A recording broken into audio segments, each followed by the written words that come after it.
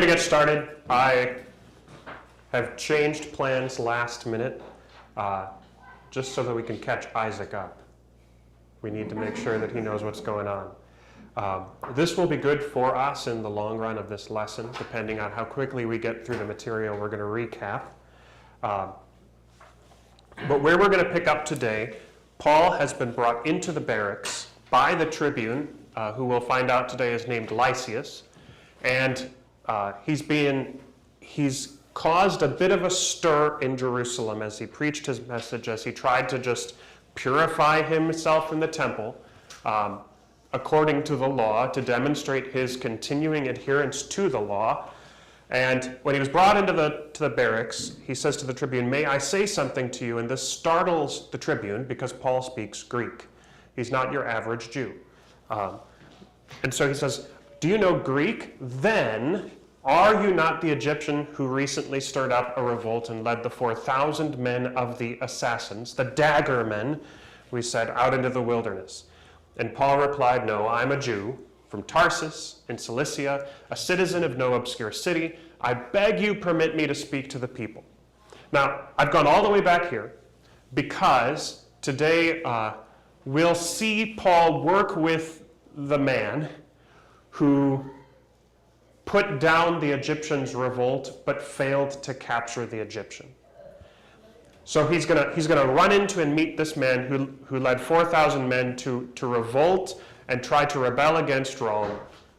He's accusing, the tribune is accusing Paul of being that Egyptian who led this rebellion, who, we're kind of combining multiple sects of Jewish people here, but who led a group of assassins who were sneaking up on people and stabbing them to death and then escaping. And Paul says, "No, of course not. I'm Tarsus, from Tarsus and Cilicia. It's a big city. You know it. I know it. Please let me speak to the people." So Paul does. The tribune gives him permission.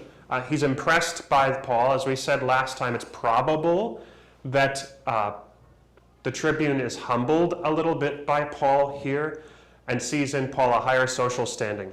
So Paul speaks to them in Hebrew, and everybody quiets down even more then, because again, Paul's demonstrating some really, really high levels of education and expertise. He's not just your average revolutionary. He's not even your average Christian. He's very highly educated.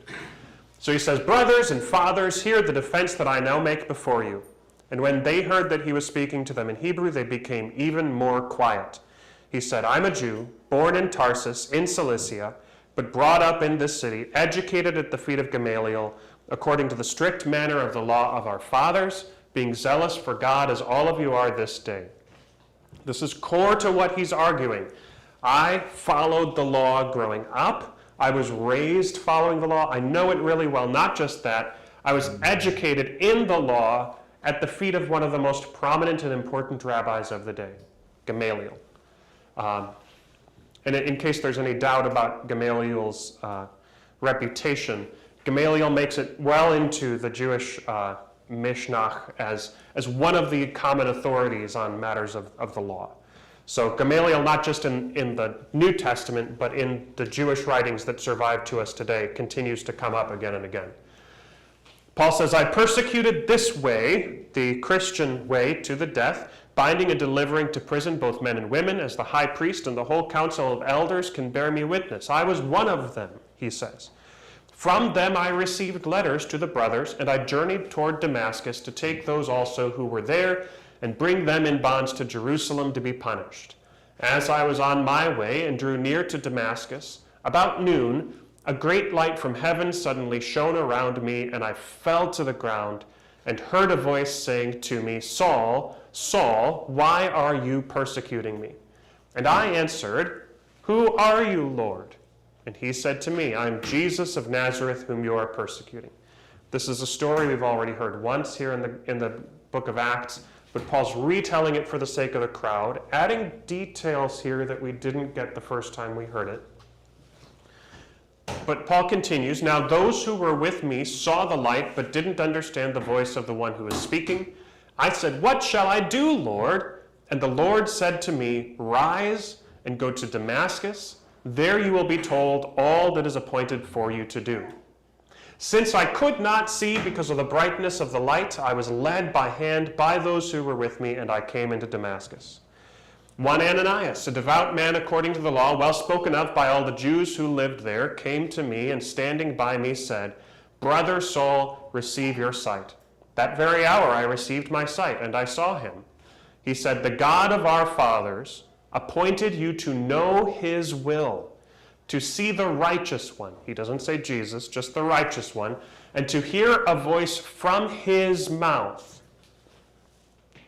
Note, he doesn't say the righteous one's mouth or Jesus' mouth, but his mouth.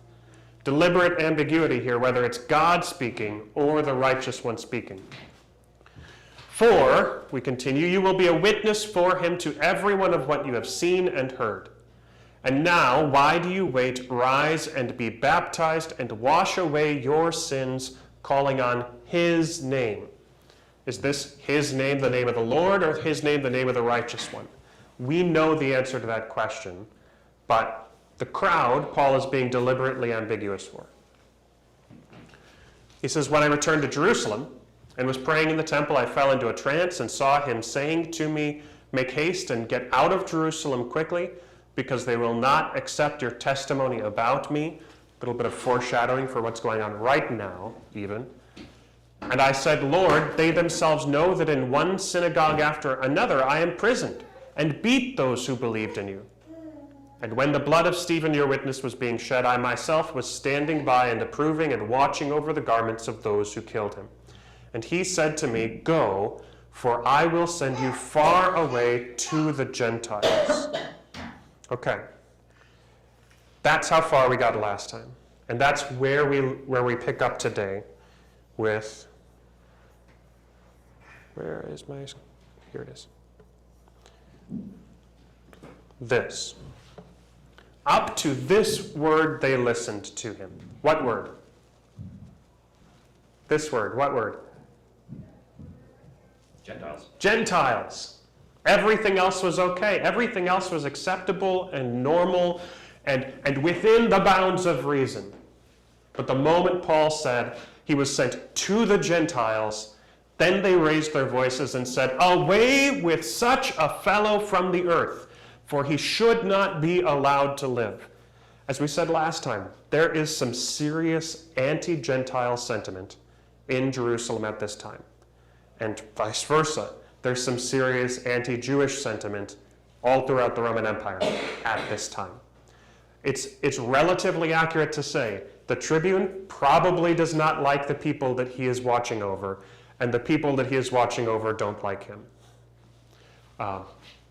So as they were shouting and throwing off their cloaks and flinging dust in the air, the tribune ordered Paul to be brought into the barracks, saying that he should be examined by flogging to find out why they were shouting against him like this. But when they had stretched him out for the whips, Paul stopped them, said to the centurion who was standing by, Is it lawful for you to flog a man who's a Roman citizen and uncondemned? Now, here, as it was in Acts 17 at the Areopagus, the speech that Paul preaches is interrupted at its most contentious point, the mission to the Gentiles. The tribune pulls him away to flog him to try to quiet down the crowd. The goal is, let's punish this guy, stop them from murdering him, let's try to quell the riot. So we're just going to punish this guy to the furthest extent of the law, because the tribune can do this with anybody, but not anybody who's not a Jewish, not anybody who is a Roman citizen.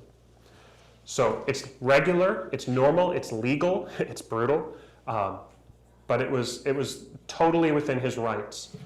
Now, Paul saying this, is it lawful for you to flog a man who's a Roman citizen and uncondemned? As I read to you last time, Cicero says to bind a Roman citizen is a crime, to flog him is an abomination. To slay a Roman citizen is an act of patricide, killing your own father. So this is a big deal. The centurion responds accordingly. When the centurion said this, he went to the tribune and said, "What are you about to do? This man is a Roman citizen." So the tribune comes and says to Paul, tell me, are you a Roman citizen? You can hear really behind that. And he says, yes. The tribune answers, I bought my citizenship for a large sum, but Paul says I'm a citizen by birth. Now, to be clear, you can't buy Roman citizenship. That's not something that's actually legal. What he probably means is he bribed someone to make his Roman citizenship, to smooth out the process and to get himself a Roman citizenship even though he wasn't really eligible. Paul, however, does not have a questionably legal Roman citizen. Paul is very unique, probably. My understanding is there's likely just a handful of Jewish citizens at the time who are citizens by birth. Like in the entire empire, there's probably only a handful of Jewish citizens who are citizens by birth. And presumably that means that Paul's father or his grandfather was a Roman citizen too, right? So this means that this point in Acts is often brought up by scholars as incredulous, like how could Paul be a Roman citizen? That never happened to Jews. And yet recent research, archaeological and otherwise, has pretty soundly put that question to rest. Dual citizenship is common in the Roman Empire at this time. You can be a citizen of Tarsus and Rome, especially if you're wealthy. It was more common in the time of the Republic for dual citizenship to not be allowed than it is now, because Rome is an empire, so the laws have changed. Paul probably became a citizen by his parents distinguishing themselves in service to Rome.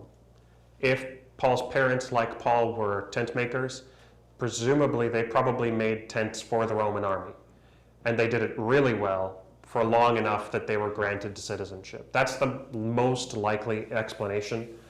The other options include a slave being freed by their master, serving in the Roman military, highly unlikely, the establishment of a Roman colony in a particular place, but Tarsus is a free city, so that one doesn't really make sense. So it's likely that Paul's a citizen because his parents did something special for Rome, and the citizenship was kind of a reward for a job well done. It's a big, very nice reward with lots of privileges, but that's likely what's going on. So the next day, desiring to know the real reason why Paul was being accused by the Jews, this tribune unbound Paul and commanded the chief priests and all the council to meet, and he brought Paul down and set Paul before them. Apparently, this is something that the tribune in an area had the authority to do, to tell the chief priests, you're going to come meet with me. This has surprised historians a little bit.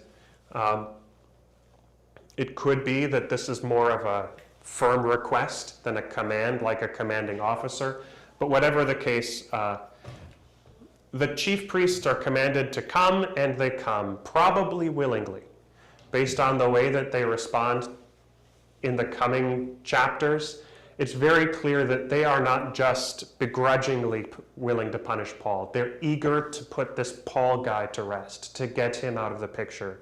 They don't want him preaching. So Paul, looking at... Yes? Is the tribune one guy, or is it one guy? Yeah, the tribune is a leader of a garrison in a Roman city.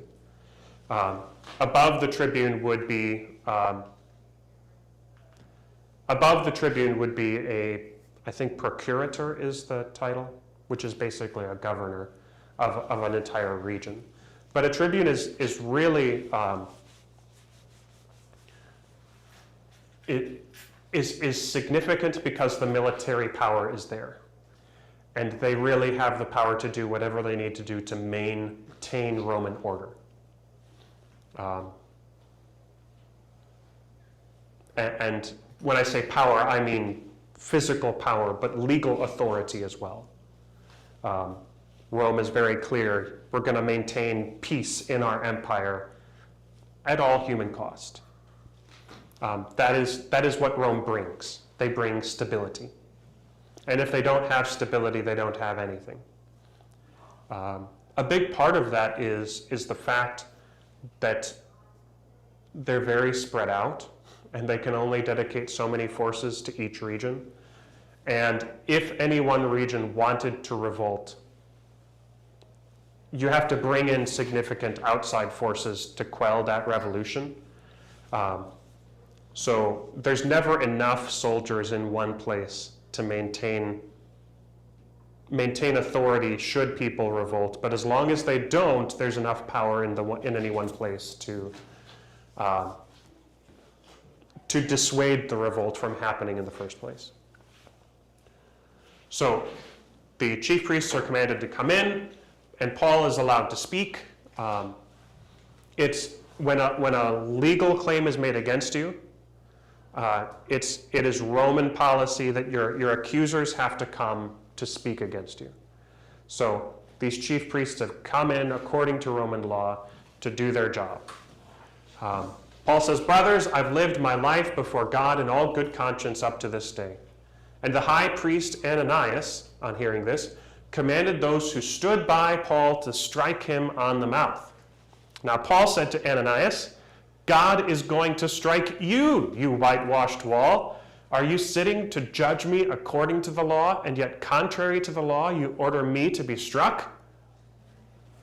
Paul got mad, apparently. This is kind of a rare moment in the context of Acts that Paul's temper flares. Whitewashed wall would the underlying picture is of the landlord who puts a fresh coat of paint on a wall that's filled with mold, right? Like, we're just going to cover it up. It's not pretty. The wall is crumbling, but if we cover it well, nobody needs to know. So when Paul accuses the high priest of being a whitewashed wall, the thrust is, you look good, you put on a good show, but inside you're not as pure as you claim to be. And note here that it doesn't seem like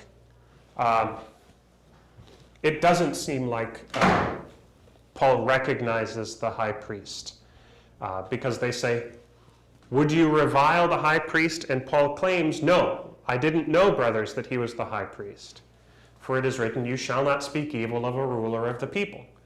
So Paul said this not knowing who he was saying it about. Either that or Paul is lying right now, which is possible. Many have accused him of this. Many scholars who read this say it's not possible for Paul not to know the high priest. Paul was himself a high-ranking member of the Jewish council. Why wouldn't he know? This is a good point, but to be fair, Paul has been away from Jerusalem for at least 5 years, and he hasn't been involved in the day-to-day affairs of Jerusalem for 20 years. So why would he know who's in charge at this point? And even if he did, why would he recognize him? If that makes sense. So it is possible Paul is telling the truth, that he really did not know that it was the high priest. And if Paul has lived in all good conscience, you have to imagine that includes his statement here, "I didn't know. I'm saying this in good conscience. After all, the scriptures, Exodus 22:27 says, you shall not speak evil of a ruler of the people." This high priest Ananias does not have a good historical reputation. Paul is not the only one who speaks negatively about him. Josephus is very harsh toward Ananias, accusing him of stealing the tithe from the temple, bribing people, and of political and religious violence to get his way. So even Josephus, usually pretty pragmatic and Machiavellian about political power, Josephus judges Ananias pretty harshly.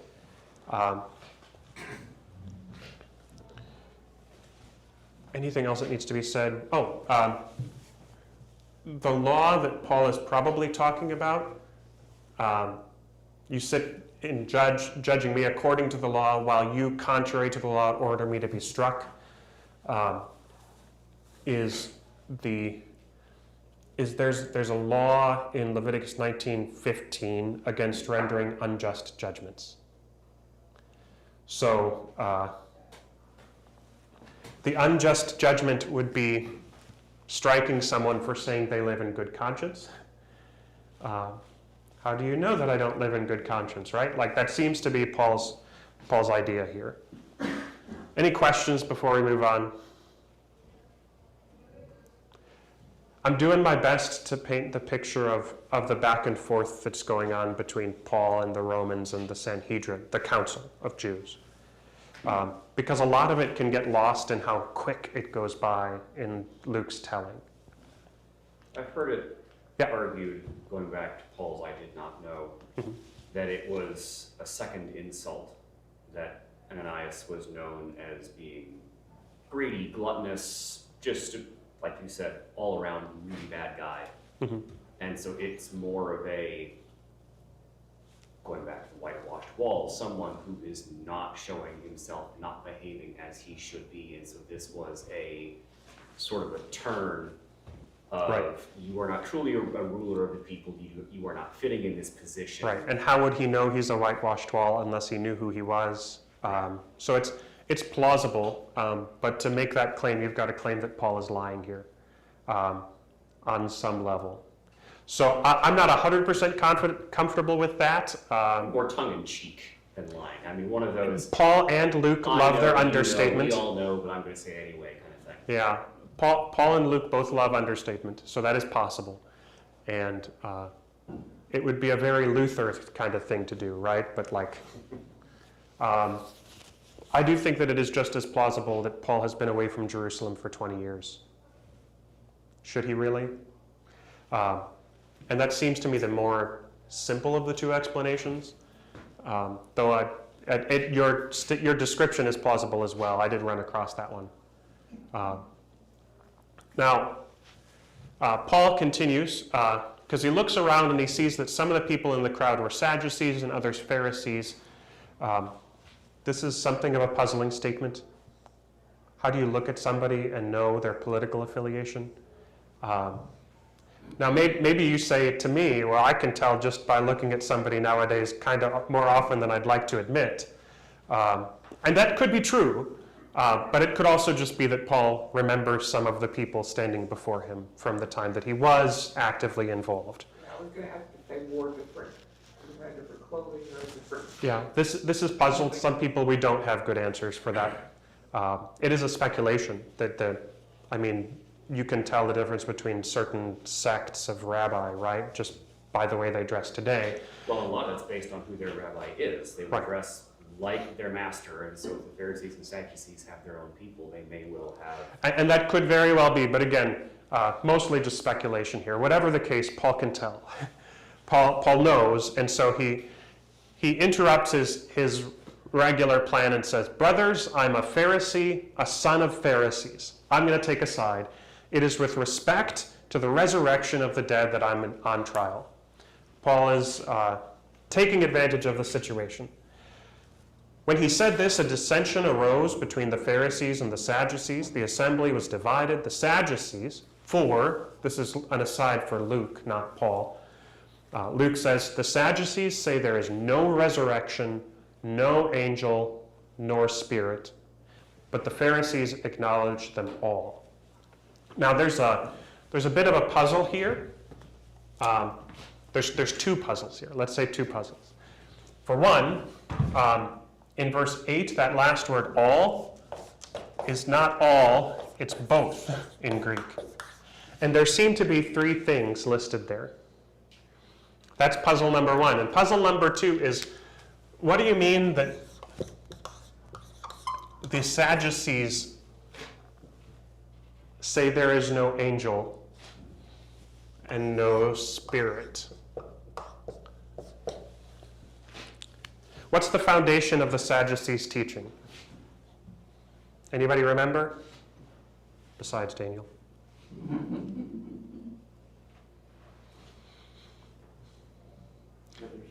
No resurrection at all. What the foundation of their teaching is the Pentateuch, the 5 books of Moses: Genesis, Exodus, Leviticus, Numbers, Deuteronomy. So they found all of their doctrines off of those 5 books, right? So the Sadducees, because they don't see resurrection, they don't see it in the Pentateuch, don't accept it. But the other puzzle, besides what to do with all being both in the Greek, is, what do you mean there's no angels and no spirits in Genesis, Exodus, Leviticus, Numbers, and Deuteronomy? The Spirit of God hovers over the waters, right? Like an angel comes and meets with Abraham. This, for many people, is a significant puzzle. And to understand what's going on here, and I'll finish reading before we explore what is going on, and I'm just going to have to quote a scholar for it because he does a way better job than I could. But to understand what's going on here, you have to kind of creatively read what's going on in that angel and spirit idea. And you need to take a step back from angel as wings and flowing robes and beautiful woman, right?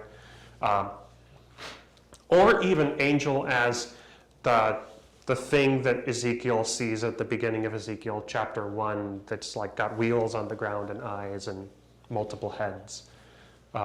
So when Paul says, when Luke is done explaining, when the great dissension arises, a great clamor arose, and some of the scribes and Pharisees' party stood up and contended sharply, "We find nothing wrong in this man. What if a spirit or an angel spoke to him?"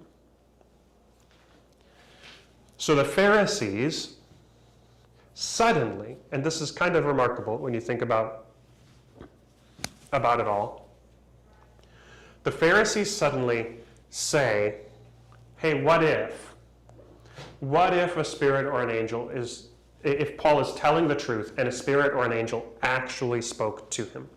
Because the Pharisees accept the idea of spirits and angels. Okay. Let me just read. I'll do my best to read this in a manner that's understandable. It's very doubtful that the Sadducees denied the existence of angels altogether, since they do appear in the Pentateuch. And it may also be doubted that Luke, who's otherwise quite well informed about early Judaism, would make a mistake in this statement. That Luke is incorrect when he says that the Sadducees say there is no angel or spirit.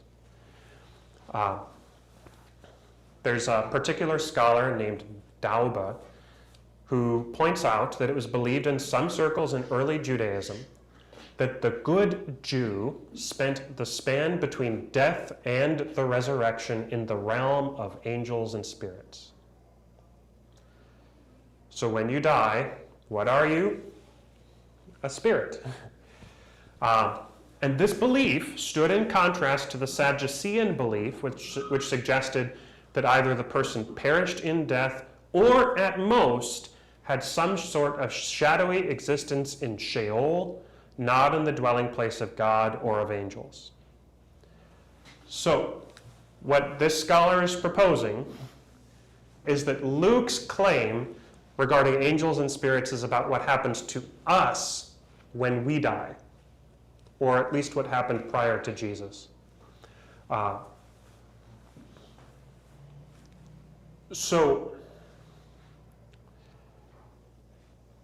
And to lend some credence to this, the Sadducees are accused in 1 Enoch of denying these things. 1 Enoch 39:5 says that they denied the dwelling of the holy ones and the Lord of the spirits, as well as the resurrection, and so they shall not experience it.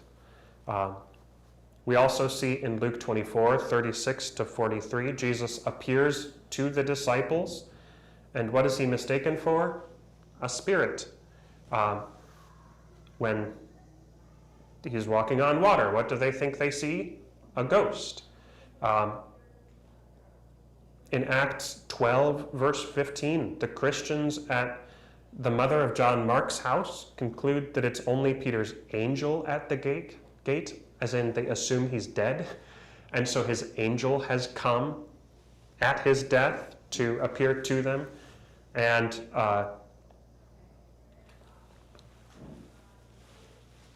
again, this kind of lends credence to the idea, what if a spirit or an angel spoke to him, the spirit of Jesus?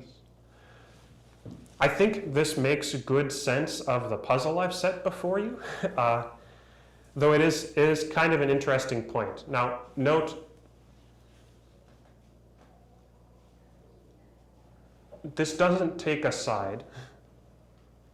This current belief in the New Testament era doesn't necessarily take the Pharisees' side, though I think there's a certain credence to taking the Pharisees' side on this.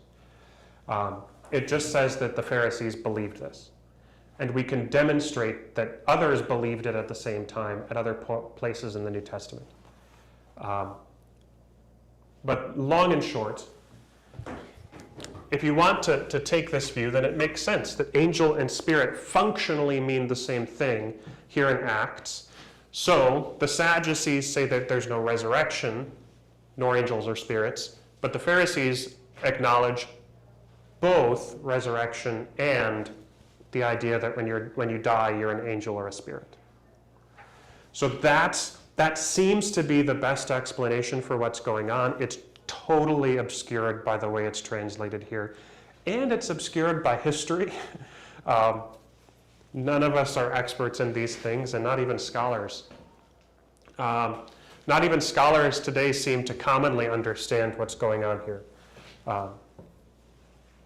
This is one of those points, again, where a liberal scholar will look and say, ha, look how silly Luke was. Of course they knew angels. But there's a more generous and I think satisfying explanation of what's going on. Okay, any questions on that? It's kind of a provocative idea if you've never heard it before. But okay. Now, when the dissension became violent, apparently Paul's one line, I'm a Pharisee and I'm on trial in regard to the resurrection, was all that it took for the Sadducees and the Pharisees to become a mini riot of their own. The tribune, who was afraid that Paul would be torn to pieces by them, commanded the soldiers to go down and take him away from among them by force and bring Paul into the barracks. The following night the Lord stood by him and said, "Take courage, for as you have testified to the facts about me in Jerusalem, so you must also testify in Rome." So Paul gets reassurance in the midst of all of this craziness. It's okay. It's going to be all right. You're going to testify here, but even in Rome.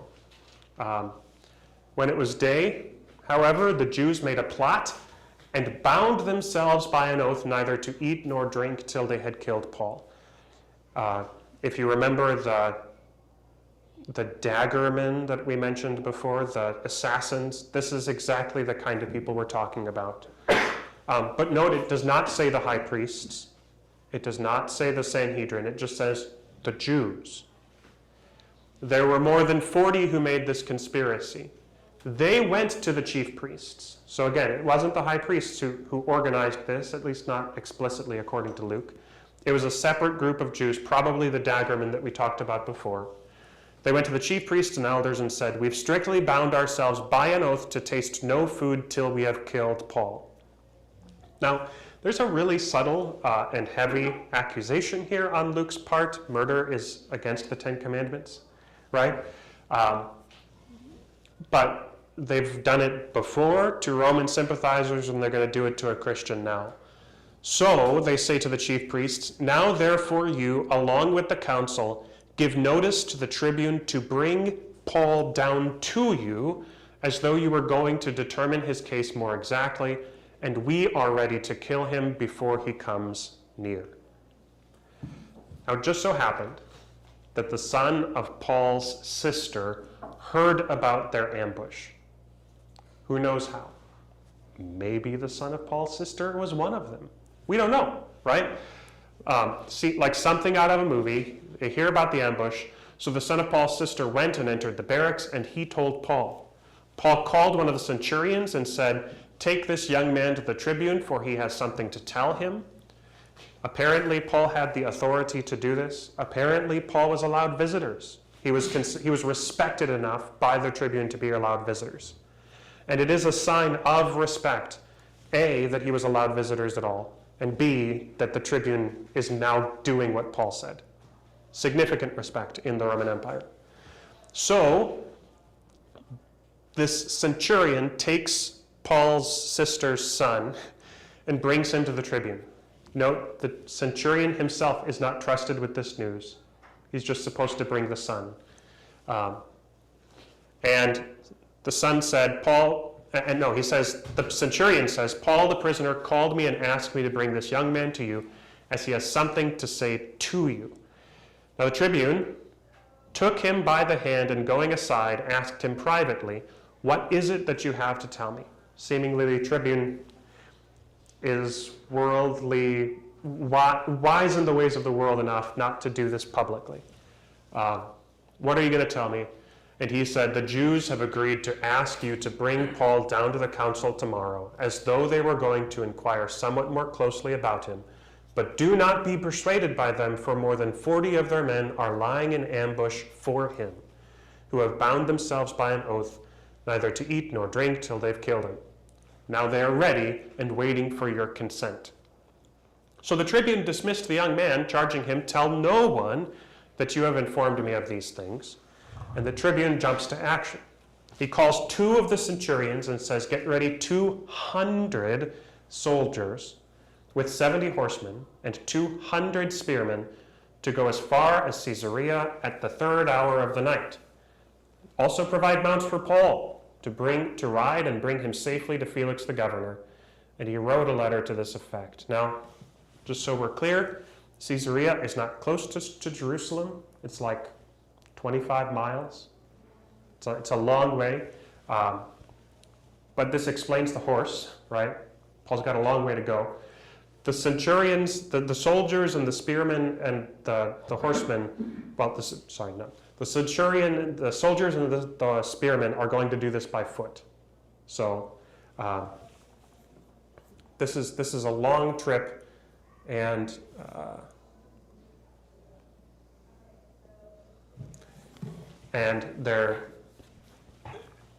Felix, the tribune is going to waste no time making it. The tribune chooses to take Paul to Felix the governor, which is about as high up as you can go in the Roman system. But the goal is largely just to get him away from Jerusalem, where he's in the most danger. Because if they don't, the fear is these 40 men will become 1,000 men or 2,000 men or 100,000 men, all who want Paul dead. So we're going to get him out of here. We're going to get him out of here safely. We're not going to waste any time. We're going before the night is even done.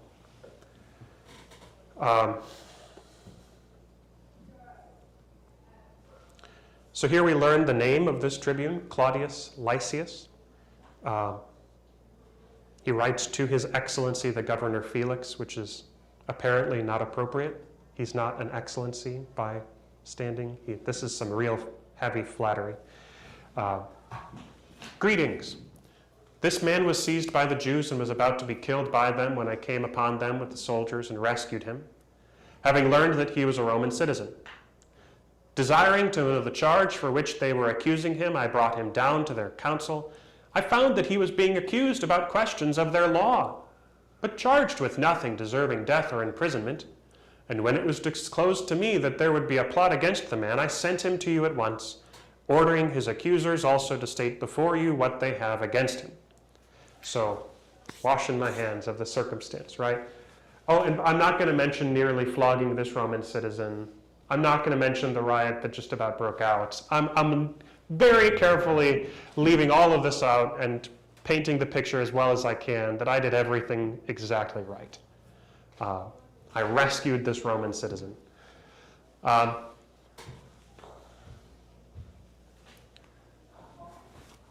soldiers, according to their instructions, took Paul and brought him by night to Antipatris, which is a long way to go. Oh, I said 25 miles before. It's 35 miles from Jerusalem to Antipatris and 25 miles from Antipatris to Caesarea. And they do this all in the course of one night. 35 miles in one night, and then 25 miles the next day. This is kind of remarkable, but it's totally reasonable based on what we know of Roman military at the time and the value of Roman roads. We have lots of evidence that Roman troops traveled this kind of distance often with full baggage train. We have an instance of them traveling 45 miles with a full baggage train in 28 hours with only 3 hours of rest, traveling 27 miles in the course of a single night. So there's plenty of other documents that tell us that this kind of distance it's a lot, but when the Romans needed to get somewhere quickly, they didn't have trouble doing that. For what it's worth, Josephus says even for non-Roman military people who were at full forced march, the trip to this area was to even farther out locations in Samaria were easily done in just a day. So it's remarkable, but apparently not outside the realm of reason for a well-trained Roman military. Where did we leave off? When they had come to the Caesarea and delivered the letter to the governor, they presented Paul also before him. And on reading the letter, the guy asked what province he was from. And when he learned that he was from Cilicia, he said, "I will give you a hearing when your accusers arrive." He commanded him to be guarded in Herod's praetorium. I will not go into the details of why this is something that other scholars will pick apart as unbelievable, but it is believable and you can trust me. So I'll save you the time. After 5 days, the high priest Ananias came down with some elders and a spokesman, one Tertullus. They laid before the governor their case against Paul. The Romans might have come in the course of a single night and a day. The fact that the high priest and elders and a spokesman can arrange to come and talk in just 5 days, again, demonstrates they're really eager to get rid of this guy. The fact that they brought a spokesman, they hired a professional orator, think a lawyer, again, they're really eager to get rid of this guy. They're not going to just testify against him themselves. They're going to bring Tertullus, who probably isn't even Jewish with a name like that. At least that's what many commentators speculate. So they laid before the governor their case, and when he had been summoned, Tertullus began to accuse Paul, saying, "Since through you, Felix, we enjoy much peace, and since by your foresight, most excellent Felix, reforms are being made for this nation, in every way and everywhere we accept this with all gratitude." Again, as I said before, my understanding is you're not supposed to call a procurator most excellent or excellency. So apparently this is just something that Felix himself really liked, and everybody knew it. They're buttering him up. Through you, we enjoy much peace. Commentators say that's not at all true. Felix was not a good governor, and he did everything he possibly could to quell riots and quell dissent, and in so doing, just made the Jews more and more mad. Caused more and more of these daggermen. The best case scenario for describing why we through Felix, enjoy much peace, is because he put down the Egyptians' revolt that we mentioned before. That's the most likely scenario. But even there, what you need to know, the Egyptians' revolt was put down totally outside of Roman law. Felix broke the law to do what he did. He did not follow the law in order to do it. And this fact is core to what they're asking him to do now. Because Paul hasn't broken the law. Paul has done nothing deserving of death, as we've just heard the tribune say. But they want him to be handed over to death anyways. So what they're asking fundamentally, or what they're going to imply fundamentally, is break the law again for the sake of peace. Look at the trouble this man is causing. Let's just do what you do, Felix. That's what's being said. So, reforms are being made in every way and everywhere. We accept this with all gratitude. They're buttering him up. But to detain you no further, again, this is the orator, the professional orator on full display. I beg you in your kindness to hear us briefly. For we've found this man a plague, one who stirs up riots among all the Jews throughout the world. He's a ringleader of the sect of the Nazarenes. And to be fair, I mean, you look at Paul's history and what has he done? We've everywhere he's gone, he's started a riot, it seems. All throughout the world. He's a ringleader of the sect of the Nazarenes. All of that is relatively true. Except then they say, he even tried to profane the temple, but we seized him. We stopped him. We didn't let him do it. By examining him yourself, you will be able to find out from him about everything of which we accuse him. The Jews also joined in the charge, affirming that all these things were so. Now the governor had nodded to Paul to speak, and Paul replied, do we have time? Yes. Knowing that for many years you have been judge over this nation, I cheerfully make my defense. Paul does not give nearly as much preamble as the professional orator did.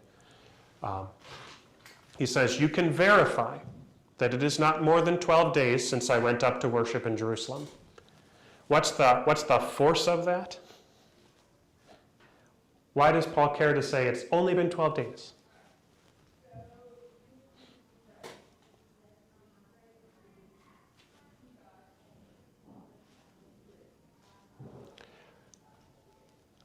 I mean, the general force of it seems to be, look, I haven't had time to start riots. I haven't had time to coordinate dissension. So they didn't find me disputing with anyone or stirring up a crowd. In the 12 days I have been here, what have I done? I talked with some Christians and I went to the temple. I haven't had time. There's not any time for them to allege that I've done anything that they say I did, either in the temple or in the synagogues or in the city. Neither can they prove to you what they now bring against me. But this I confess to you, that according to the way which they call a sect, I worship the God of our fathers, believing everything laid down by the law and written in the prophets, having a hope in God which these men themselves accept, that there will be a resurrection of both the just and the unjust. So I always take pains to have a clear conscience toward both God and man. Here, Paul is doing what Luke has been doing throughout the book. Christianity is not an upstart religion. If it is, the Romans will persecute it. Christianity is just a version of Judaism, this ancient religion that is already permitted. I'm not doing anything that they don't already believe, and I'm not confessing anything that they don't or shouldn't already believe. This is all in accordance with the ancient religion that I hold to, but they don't accept it. So Paul is changing the goalpost. This isn't about dissension and riots. They started the dissension and riots. The entire question, and the reason they started the dissension and riots, is the resurrection. That's where Paul is going. Now, after several years, I came to bring alms to my nation and to present offerings. This is the first Paul has mentioned of his trip to Jerusalem to bring alms. This is the first Luke has mentioned it. Again, speculation is it just wasn't all that successful. And so Luke is kind of embarrassed about it. But whatever the case, while I was doing this, Paul says, they found me purified in the temple without any crowd or tumult. But some Jews from Asia, and this isn't just a detail, this is part of Paul's legal defense. Some Jews from Asia, they ought to be before you to make an accusation, should they have anything against me. The implication is they are the one who caused the uprising. And in Roman law, this is a significant claim, because if you're going to be accused of anything, your accuser has to be there. And the accuser's not. These people who are standing before you now don't have a formal accusation to make against me, because it should be the Jews from Asia. Or else let these men themselves say what wrongdoing they found when I stood before the council, because that's the only thing they can speak to when they were there. Other than this one thing that I cried out while standing among them, it is with respect to the resurrection of the dead that I am on trial before you this day. Again, this is the issue that Paul wants to fight over. And this is the issue that Paul has no worries that he's going to have an easy time arguing. So Paul has in one fell swoop nullified every accusation that was made against him. Yes, there was a riot, but it wasn't me. Yes, I have accusers, but they're not here. Maybe those accusers have a real case, but they're not here. Really, the question is the resurrection, and that's the reason that they're accusing me. They don't want to talk about it. Now, Felix is interesting, because as negatively as I spoke about him moments ago, he has a rather accurate knowledge of the way of Christianity. And he put them off saying, when Lysias the tribute comes down, then I will decide your case. So we kind of fall flat at this point. Like all of that build up, Felix doesn't even want to deal with it. He gave orders to the centurion that he should be kept in custody, but have some liberty, Paul should, and that none of his friends should be prevented from attending to his needs.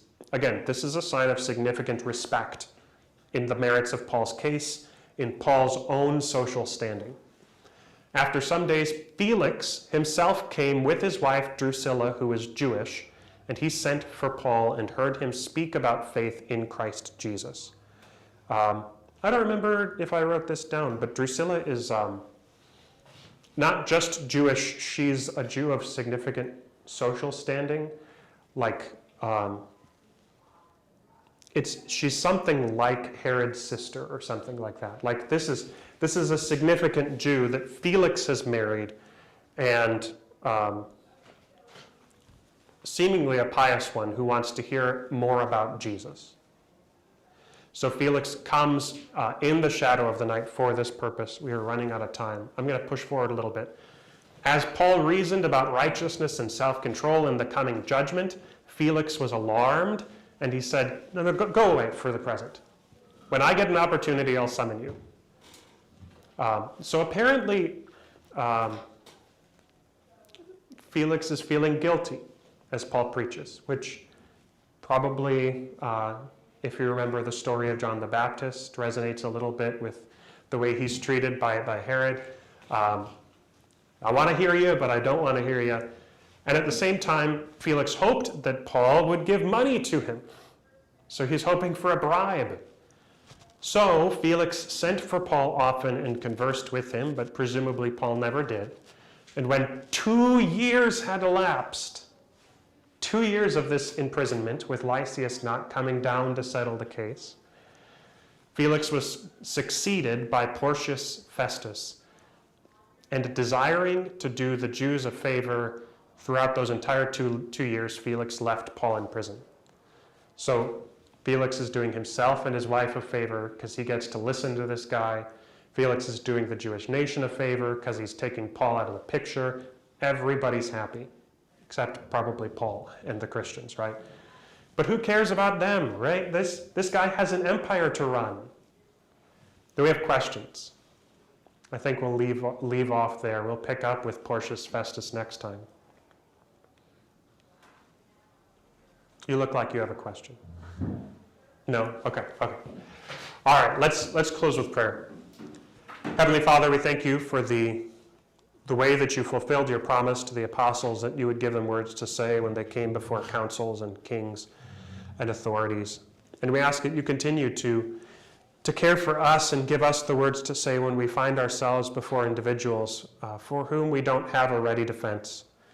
Give us the time and the willpower to develop that defense when we have the opportunity, but when we don't have that opportunity, Heavenly Father, give us the grace of your Holy Spirit to speak the words that confess who Jesus is, to confess your goodness in a world that is so darkened by sin, and to share the light of Christ in whom is the hope of the world. All these things we pray in Jesus' name. Amen.